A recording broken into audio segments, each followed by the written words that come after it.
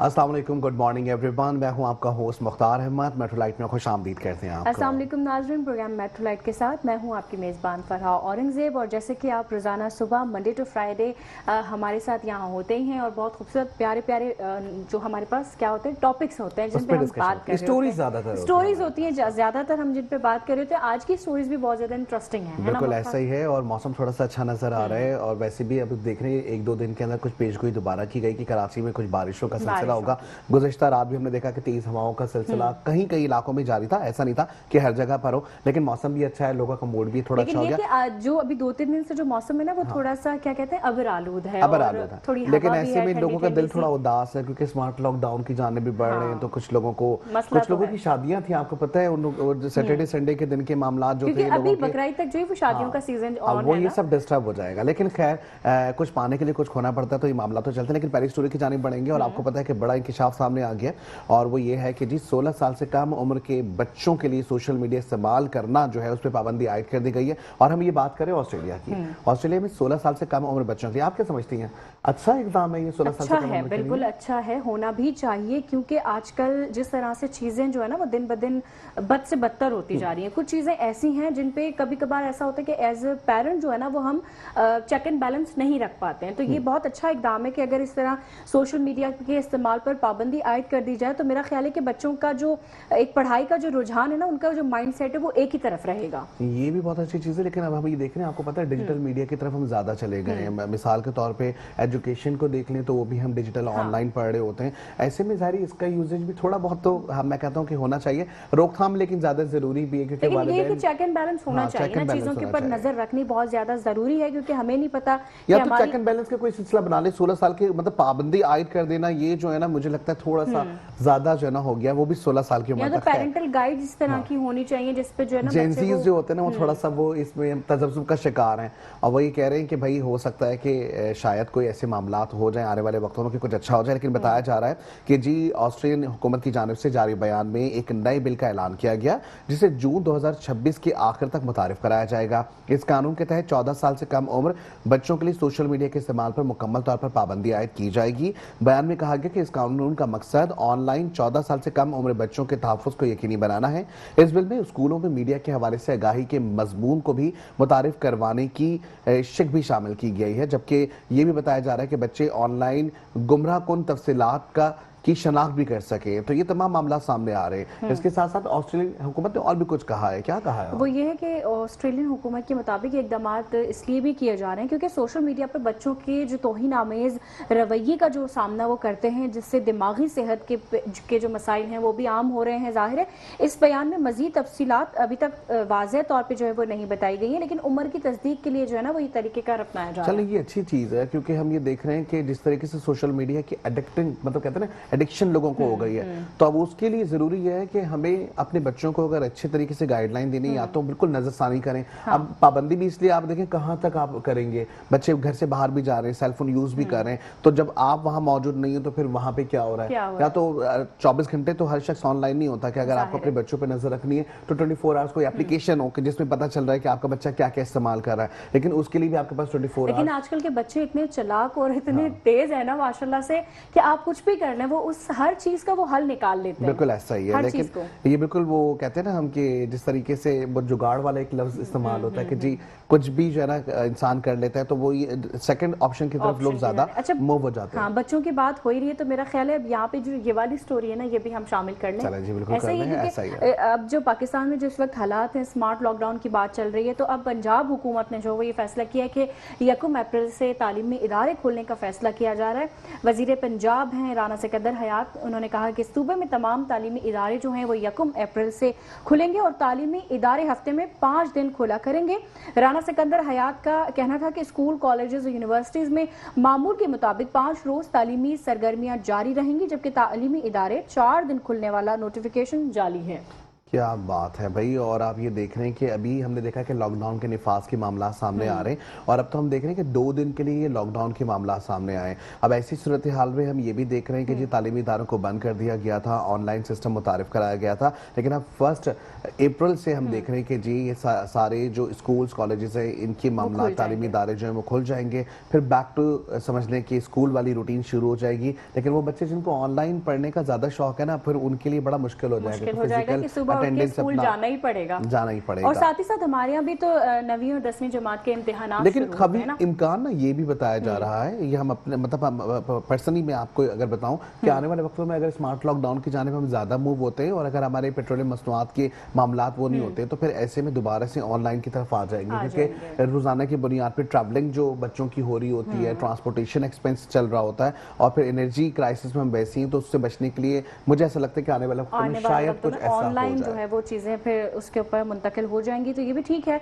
कि बच्चों को, जैसे कोरोना के टाइम पे भी यही हुआ था कि ऑनलाइन क्लासेस थी सारी, और उन चीजों को लेकिन एक चीज बड़ी अच्छी हुई ना कि जब से कोरोना जब हुआ उसके बाद से लोगों ने ऑनलाइन चीजों पे शिफ्ट हो गए, तो इससे आसानियां ये हो गई कि लोगों को ऑनलाइन चीजों को इस्तेमाल करना आ गया। वरना हमारे यहाँ लोगों को इस चीज की समझ बूझ नहीं हो रही थी कि जी किसी चीज का इस्तेमाल कैसे है, तो ये एक बड़ा अच्छा फायदा हुआ। अच्छा, साथ ही साथ ये ऑफिस के लिए भी जो है ना वो ये चीज आसान हो जाएगी, वर्क फ्रॉम होम आप जो है ना इजी होके कर सकते हैं। शिफ्ट आपने वही करनी है 8 घंटे की, लेकिन ये कि वर्क फ्रॉम होम में आपको कोई किसी भी चीज की अब लेकिन घर में आपको पता है घर का माहौल थोड़ा अलग होता है, ऑफिस का माहौल थोड़ा अलग होता है। ऐसा ना होना कि आप बैठे हुए हैं और ऑफिस का काम कर रहे हैं और पीछे से किसी की आवाज आ जाए, तो फिर ये बड़े मामला होते हैं। लेकिन खैर कुछ कहते हैं ना कि कुछ ना कुछ अच्छा ही होता है और कुछ ना कुछ अच्छा ही होना चाहिए। नेक्स्ट स्टोरी की जानिब बढ़ेंगे। नेक्स्ट स्टोरी की अगर बात करें तो भाई हम बात करेंगे मंकी पॉक्स के हवाले से। इससे पहले चिकन पॉक्स की बात होती थी, उससे पहले हम देखते थे मुख्तलिफ पॉक्सेस थे जिसके ऊपर बातें होती थी। फिर इसके साथ साथ में देखा कि जी कोरोना के हवाले से भी बातचीत हुई, लेकिन अभी जो एक नई चीज मंकी पॉक्स, क्योंकि इससे पहले भी हमने गुज़िश्ता साल और उससे पहले भी देखा था कि जी इसके हवाले से बताया जा रहा था कि केसेस रिपोर्ट हो रहे हैं, लेकिन वो केसेस पाकिस्तान में नहीं थे, वो कभी इंडोनेशिया, श्रीलंका, मालदीव और दीगर ऐसे हिस्से हैं जहां से रिपोर्ट हो रहे थे। लेकिन पहली बार कराची से ये केस रिपोर्ट हुआ है और ये रवां साल का पहला मंकी पॉक्स है जो कि रिपोर्ट हुआ है। अस्पताल ज़राए के मुताबिक मरीज की रिपोर्ट मस्बत आने के बाद एम पॉक्स की तस्दीक हुई है और मरीज को सिंध इन्फेक्शन डिजीज अस्पताल मुंतकिल कर दिया गया है। ज़राए का कहना है कि मंकी पॉक्स के मुतासरा शख्स को अस्पताल से डिस्चार्ज कर दिया गया, मुतासरा मरीज को दूसरे अस्पताल मुंतकिल कर दिया गया है, जबकि मुतासरा शख्स बैरून मुल्क से सफ़र करके आया था। महकमा सेहत के ज़राए के मुताबिक रवां साल मुख्तलिफ अस्पतालों में मंकी पॉक्स के मुताबिक मुश्तबा केसेस रिपोर्ट हुए हैं। तो ये मामला आप देख रहे हैं कि जी बाहर से वो सफर करके आए थे। लेकिन हमारे पास देखें अब ये है कि हमारे पास अगर इसकी अलामात जो हैं क्या होती हैं और उससे फिर किस तरह से बचा जाए या किस तरह से खुद को जो है ना वो किया जाए। बिल्कुल। और वो खास तौर पे अगर वो बाहर से सफर करके आ रहे हैं तो वो यहाँ पर आके ज़ाहिर अगर वो मस्बत उनकी रिपोर्ट आई है तो फिर वो दूसरे लोगों में भी ट्रांसफर हो सकता है इसी तरह से, क्योंकि ये डिजीज जो बताया जा रहा है ना इसकी अलामात बहुत आम सी है, जो कि आपको ऐसा लगेगा कि भाई बुखार है या जिस्म में दर्द है या अगर नज़ला है तो वो आम सी आपको फील नहीं होगा, लेकिन उसके लिए फिर आपको टेस्ट कराना पड़ेगा जिसके बाद आपको ये है कि थकन है, कमजोरी है, जिस्म में दर्द है, बुखार, गले का सूज जाना, गर्दन में तकलीफ रहना, इस तरह की कुछ अलामात हैं जो कि आपको बहुत ही आम लगेंगी। लेकिन साथ ही साथ ये फैलेगा किस तरह से, फैलेगा इस तरह से कि स्किन टू स्किन जो हम कांटेक्ट होता है, फॉर सपोज हम कहीं पब्लिकली किसी से मिलते हैं, सलाम हाथ मिलाते हैं या कहीं किसी चीज को टच करते हैं, वो अल्लाह ना करे वो शख्स जो है उसको अगर मंकी पॉक्स है और उसको इस बात का पता नहीं है तो वो हम आपस में जो है वो फैल भी सकता है इसी तरह से। लेकिन इसमें ये भी है ना कि जो अगर स्क्रीन पे भी आप देख रहे होंगे कि स्क्रीन पे बाकायदा तौर पे जो ये स्क्रीन चल रही है उसमें आप देखें कि मंकी पॉक्स पे जो है दाने ददोड़े से हुए में, तो जो दूसरा शख्स है अगर वो देख रहा है तो एटलीस्ट थोड़ा सा एहतियात खुद ही कर ले, थोड़ा सा बच जाए। लेकिन जो शख्स अगर है जिसको पता ही नहीं चल रहा कि जी उसको मंकी पॉक्स हुआ हुआ है या उसके साथ ये सारे मामलात हैं, तो भाई अब वो बताया जाता है कि जी पहले वो पॉक्स की शक्ल इख्तियार कर लेते हैं, फिर उसके अंदर जो है मवाद जमा हो जाता है, फिर मवाद जमा होने के बाद वो बह जाता है रास्ता है, फिर उसके बाद वो धब्बे रह जाते हैं। तो भाई ऐसी चीजों से इज्तनाब करने के लिए मैं तो कहूँगा बाहर की ग़िज़ाओं का भी कम इस्तेमाल करें। हमें नहीं पता कि कौन शख्स किस तरीके से तैयार कर रहा है कोई भी चीज, तो भाई इसके लिए भी आपकी जो पर्सनल चीजें होती है ना, जैसे आपका टॉवल हो गया और आपकी सेफ्टी हो गई, आपका हैंड सैनिटाइजर, इस तरह की जो भी चीजें होती हैं अपनी, हाँ बिल्कुल, वो आप एक दूसरे के साथ शेयर ना करें और कोशिश करें कि अपने बैग में हमेशा आप एक हैंड सैनिटाइजर रखें या स्प्रे रख लें, तो इस तरह से जो है वो इससे बचने में भी आपको मदद हासिल हो बिल्कुल जाएगी। ऐसा ही है। अपना कोई पर्सनली जो है ना, आप कोई शॉवर जेल रखें या आप अपना पर्सनली जो है वो हैंड वॉश रखें, ताकि आप कोशिश करें कि शेयर ना करें, हाँ दूसरे शेयर से। ना करें। ये चीज बिल्कुल सही कह रही है कि शेयर ना शेयर की ना जाए तो वो करें। ज्यादा अच्छा है। और इसी तरीके से जो वो कहते हैं ना कि लोग, वो एक मुसाफिर उठ के गया फिर दूसरा मुसाफिर आके बैठ गया उस पे, तो इससे भी ये चीज फैल जाती है। तो कोशिश करें इससे इज्तनाब करें, कोशिश करें कि लोगों के साथ डिस्टेंस रखें ताकि आप इस तरह की बीमारी से बच क्योंकि वो सकें। कहते हैं ना, एहतियात जो है वो इलाज से इलाज बेहतर से है, तो आप बेहतर है। एहतियात करें ताकि इस चीज़ से जितनी जल्दी आप, अगर अल्लाह ना करे इस तरह की कोई अलामात आपको हैं और रिपोर्ट अगर पॉजिटिव आती है, तो कोशिश करें कि एहतियात करें ताकि उससे फौरन जो है ना वो आप सेहतयाब हो सकें। बिल्कुल ऐसा ही है। नेक्स्ट नेक्स्ट स्टोरी की स्टोरी की जानिब जानिब बढ़ जाए। चलें जी, बिल्कुल नेक्स्ट स्टोरी बताएं आप, क्या है आज अभी की? हम जैसे शुरुआत में ही बात कर रहे थे कि कराची के मौसम के हवाले से, बहुत ही प्यारा मौसम इस वक्त कराची में है, ना ज़्यादा गर्मी है ना ज़्यादा सर्दी है, बहुत ही क्या कहते हैं, लेकिन 10 बजे के बाद से लेकर जो 12-2 बजे तक का टाइम है ना, बड़ी धूप शदीद होती है धूप थोड़ी सी, लेकिन ये कि साथ ही ज़्यादा साथ ठंडी ठंडी हवाएं भी तो चल रही है ना, आप ये भी तो देखें। तो कराची में जो है वो आइंदा 3 रोज मतलब जज़वी अबर आलूद और मौसम खुशगवार रहने का इम्कान जाहिर किया जा रहा है, जबकि महकमा मौसमियात के मुताबिक मजबूत मगरबी हवाओं का सिस्टम 1 अप्रैल से मुल्क पर असरअंदाज हो सकता है। सिस्टम के असरात 1 अप्रैल से सिंध में बारिश की सूरत में नजर आ सकते हैं। क्या बात है। और इससे पहले भी हमने देखा था कि जी गरज चमक के साथ बारिशों का कहा गया था, लेकिन वो बारिशें हुई नहीं। वो हमने कहा ना कि मौसम के जो सुहाने सुहाने लम्हात होते हैं वो लोग एंजॉय कर रहे रमजान होते हैं। मेरा ख्याल है 28 रमजान जी, को बिल्कुल ऐसा है। बारिश हुई थी, उसके बाद से अभी तक सिर्फ पेशगोइयां की जा रही है, हल्की बारिश फुल्की हुई एक दो नहीं। जगह पर हुई, बिल्कुल स्लोली, मतलब ऐसे हुई है कि वो समझ लें कि ड्रिजलिंग थी, उसके बाद फिर वो खत्म हो गई। खत्म हो और जो मूसलाधार बारिश का कहा गया था वो अब तक नहीं हुई, मुझे लगता है आने वाले अभी वक्त तक में। लेकिन फिर इस ऐसी सूरत हाल के पेश नजर मुझे ऐसा लगता है कि जी पहले से तैयारियां मुकम्मल कर लेनी तैयारियां मुकम्मल चाहिए, रखें, ताकि यस। जो है ना आप किसी भी वक्त किसी भी हादसे से बचने के लिए अपने आप को महफूज कर सकें। और ऐसे में हमारी तो छुट्टियों के मामला मुझे लगता है होते ही नहीं है। हमारे जब तो इमरजेंसी, हमें रेन इमरजेंसी में छुट्टी हमने क्या देखा है होता कि है वो जी हमें नहीं पता। हाँ, रेन इमरजेंसी सही की बात जब है। बात आती है तो इसका मतलब ये होता है कि जी पूरे सिस्टम पे इमरजेंसी लग गई है और हाँ। सबने अपनी ड्यूटीज वक्त पे अंजाम देना अच्छा, है। 2 और 3 अप्रैल को जो है ना वो इम्कान ये जाहिर किया जा रहा है कि गरज चमक के साथ तेज बारिश का इम्कान है, और जाहिर है जब सिस्टम करीब आएगा तो इसकी जो शिद्दत है ना उसमें मजीद इजाफे का अंदाजा भी लगाया जा रहा है। तो हो सकता है कि अगर बारिश होगी तो वो बहुत जबरदस्त किस्म की होगी। उससे पहले अच्छा, जो है ना, दूसरी जानिब जो सिस्टम पहले वाला बताया गया था जिसमें ये कह रहे थे कि जी बारिश जो है वो कराची में दाखिल होगी, हाँ। लेकिन आपने देखा कि बहरा अरब से वो जो पूरा सिस्टम था वो दूसरी जानिब मूव हो गया और वो दुबई की जानिब मूव हो गया था। आपने देखा कि यूएई हो गया, दुबई में शारजा हो गया, या दुबई के अपने जो दीगर और स्टेट्स हैं जहाँ पे शदीद तूफानी बारिशें हुई हैं। और अभी भी हमने सोशल मीडिया पे काफी तस्वीर देखी कि 2 रोज से जो है वो गरज चमक के साथ बारिशों का सिलसिला जुड़ा रहा। अगर खुदा ना खास्ता वो ही सिस्टम अगर पाकिस्तान में दाखिल हो जाता और कराची में दाखिल हो जाता तो फिर यहाँ पे भी सिस्टम बहुत मुख्तलिफ हो जाता है, यहाँ पे भी तबाही काफी ज्यादा होती है। वैसे हम देख रहे हैं कि इंफ्रास्ट्रक्चर का हाल थोड़ा बुरा नजर आ रहा है। कोशिश तो कर रहे हैं, अब सिंध हुकूमत भी जो है मुतहरिक हो गई काम करने में, लेकिन ऐसे जितना मुतहरिक होना चाहिए, जितनी तेजी से रैपिडली चेंज आना चाहिए वो चेंज नजर नहीं आ रहा है। लेकिन यह है कि अगर होगा तो ये तो बहुत अच्छी बात हो जाएगी। लेकिन ये कि वही बात है, मौसम वो तो एक कुदरती चीज़ है, हम उससे रोक तो नहीं सकते ना, लेकिन ये हम अपनी तैयारी तो मुकम्मल रखें ताकि जो है वो आने वाले जो नुकसान है उससे काफ़ी हद तक जो है ना बचाव कर सके। नहीं, बिल्कुल ऐसा ही है। लेकिन इसके साथ साथ आपको पता है कि जी बारिशें एक तरफ है, दूसरी तरफ हम देख रहे हैं कि बिजली के मामला सामने आ रहे होते हैं। बिजली जाहिर है कि वो बंद हो जाती है, लोगों को इसमें भी बड़ी परेशानी का सामना करना पड़ रहा होता है।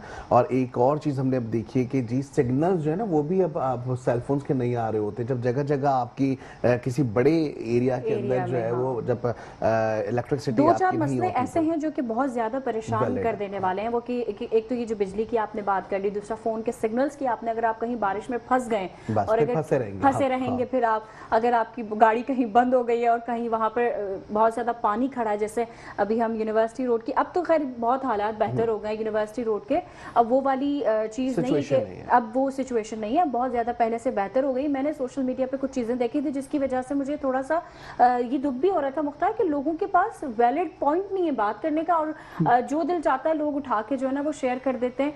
लेकिन ये कि यूनिवर्सिटी रोड की हालत अब पहले से बहुत ज़्यादा बेहतर हो गई है, बेहतरीन हो गया। बिल्कुल ऐसा ही है। और मेरे ख्याल से यहाँ हमारे प्रोड्यूसर्स कह रहे थे कि वक्त ब्रेक का हो जाएगा, ऐसा ही ब्रेक का वक्त है, हम ब्रेक पे चले जाएं।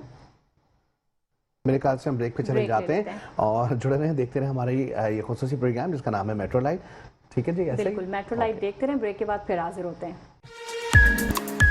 वेलकम बैक नाज़रीन। प्रोग्राम में बातचीत का सिलसिला जारी है। जैसे कि मुख्तार मौसम के हवाले से बात कर रहे थे, अब बरसात की बात हो रही है तो दूसरी जानिब जो है वो सियालकोट में डॉलर्स की बरसात भी हुई है। क्या मुख्तार, बात है। अच्छा, ये हम देखते हैं कि शुरू से ना एक रस्मी तौर पे पहले लोग हार पहनाते थे फूलों के, फिर हमने देखा कि हार जो है वो नोटों के पहनाने हार, लगे, हाँ जी। अब नोट बरसाने लगे की लोग। बात हो मतलब रही है। सियालकोट की बात हो रही है। सियालकोट में से पहले भी काफी वीडियोस वायरल हुई हैं और हमने देखा कि जो ऑस्ट्रेलिया कनाडा से, वहाँ के लोग कहते हैं कनाडा, तो वो कनाडा से लोग जो है ना आते हैं और वो आके डॉलर्स की बारिश कर रहे होते हैं। तो ये सारे मामला तो पहले भी देखने में आए थे। अब भी इसी तरीके से देखा जा रहा है कि सियालकोट में ऑस्ट्रेलिया से आए दूल्हे के भाइयों ने बारात में डॉलर्स की बरसात कर दी है। सोशल मीडिया पर 1 घंटे तक डॉलर्स बरसाने की वीडियो वायरल हुई वाह है। भाई। 1 घंटे वो डॉलर्स बरसाते रहे और उसके बाद बताया जा रहा है कि जी डॉलर्स लूटने के लिए शहरी बड़ी तादाद में शादी हॉल पहुंच गए, बड़ी दूर जबकि दूर से लोग आए कुछ होंगे। हाँ जो है ना वो जाल भी लेकर आ गए थे। तो मतलब उन्होंने कहा कि जी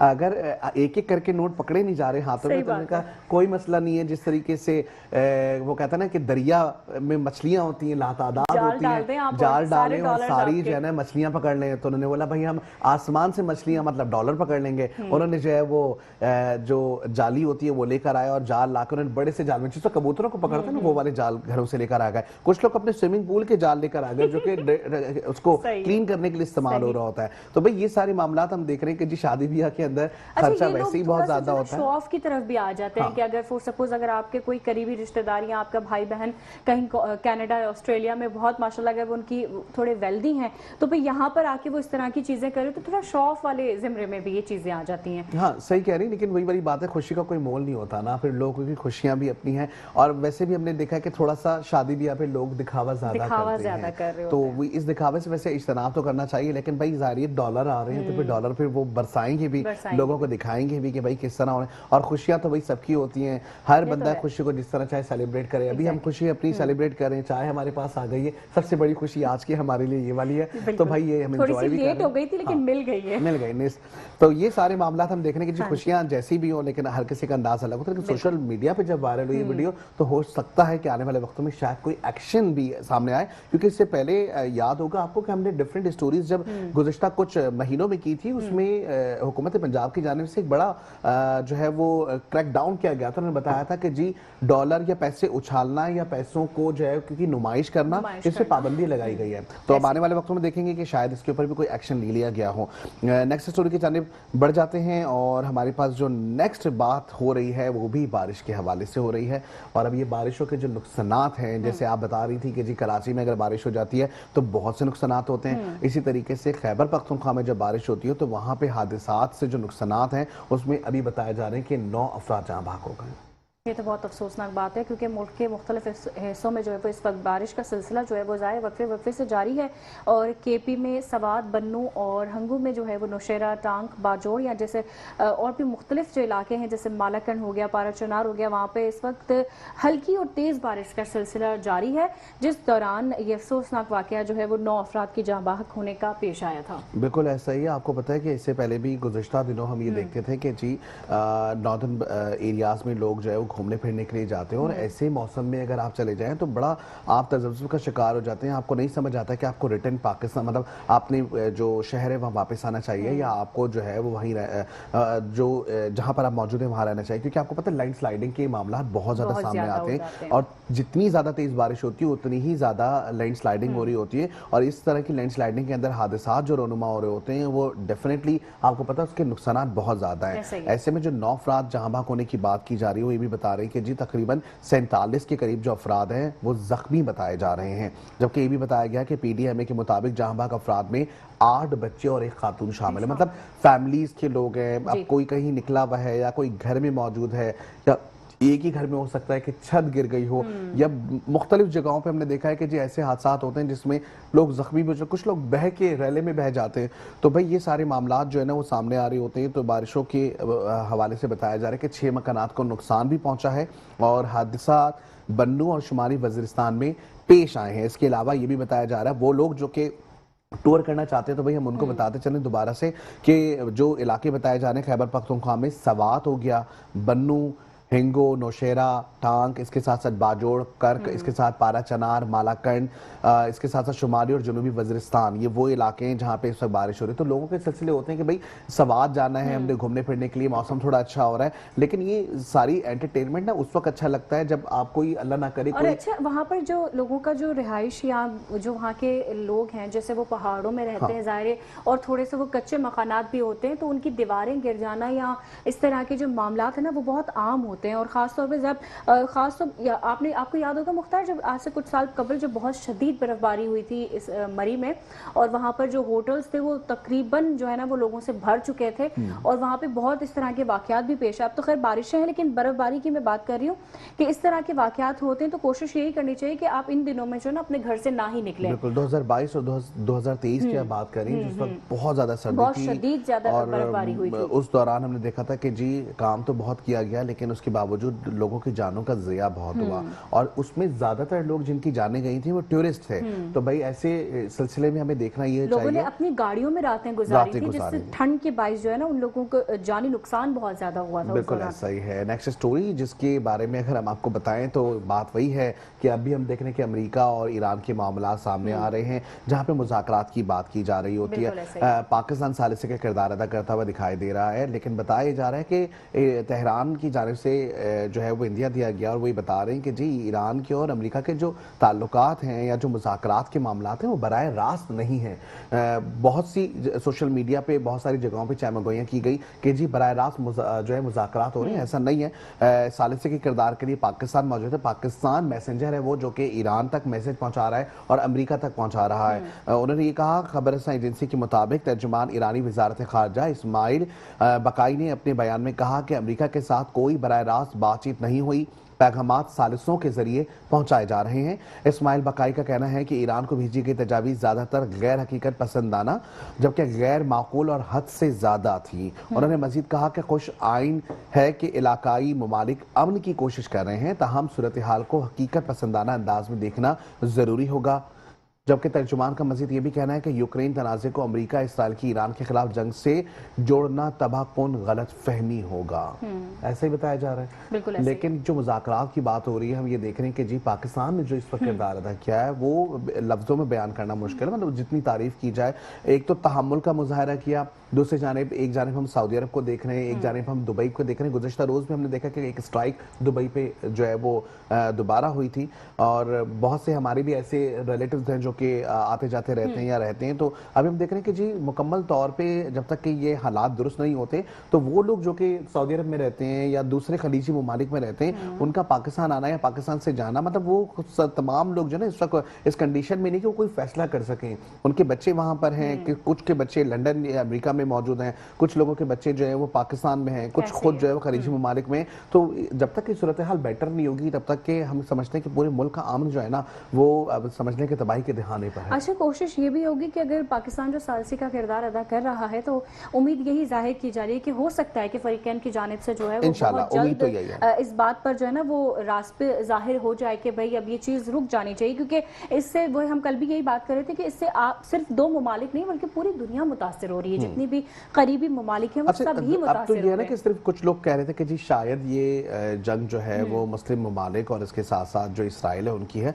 यहाँ पे मैं बताते चलूँ कि कैथोलिक्स के हवाले से बात हो रही है कि कैथोलिक्स के जो मसीही बरादरी है उनकी जानिब से बताया जा रहा है, उनके मजहबी पेशवा हैं पॉप लियो, उन्होंने कहा कि जंग के जवाब के लिए मजहब का नाम इस्तेमाल करने की मजम्मत उन्होंने की है। उन्होंने ये भी कहा है कि खास करके एक पाम संडे की दुआया तकरीब थी जिसमें उनका ये कहना था कि जी जंग के जवाब के लिए मजहब का इस्तेमाल करने की मजम्मत करता हूँ। दौरान खिताब पॉप लिव ने फरीकैन से जंग बंदी और मुज़ाकरात की अपील की है। अरब मीडिया के मुताबिक ईरान जंग के फरीक रहनुमा जंगी इक़दाम को मजहब के नाम पर जायज़ करार देने की कोशिश कर रहे हैं। अमरीकी वजीर जंग पैट्स हैंक्स ने भी ईरान जंग को मसीहों के दुश्मनों को शिकस्त देने की कोशिश के तौर पर बयान किया है।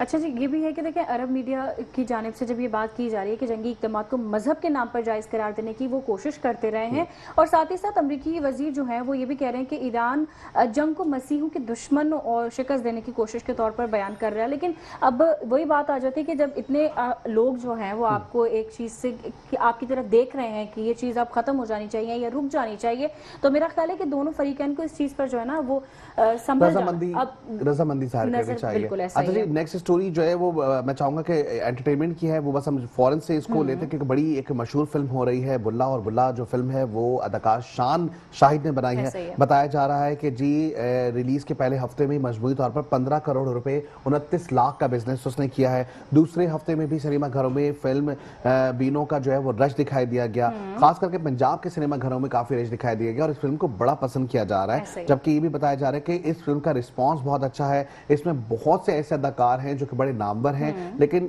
जो शान शाहिद है उनकी परफॉर्मेंस और उनकी ज़ाहिर फिल्म है, अपनी प्रोडक्शन उनकी है, तो भाई उनके लिए हम भी दुआगो हैं कि आने वाले वक्तों में उनकी इस तरह की और फिल्में कामयाबी के साथ अपनी मनाजिल तय करते चले जाएं। और यही वक्त हुआ इख्तिताम का, हमारे वक्त पास बहुत वक्त मुख्तसर बहुत कम रह है, इसलिए हमें इजाज़त दीजिए कि मेट्रो लाइट से आज के लिए इतना ही। खुदा हाफिज। अल्लाह हाफिज।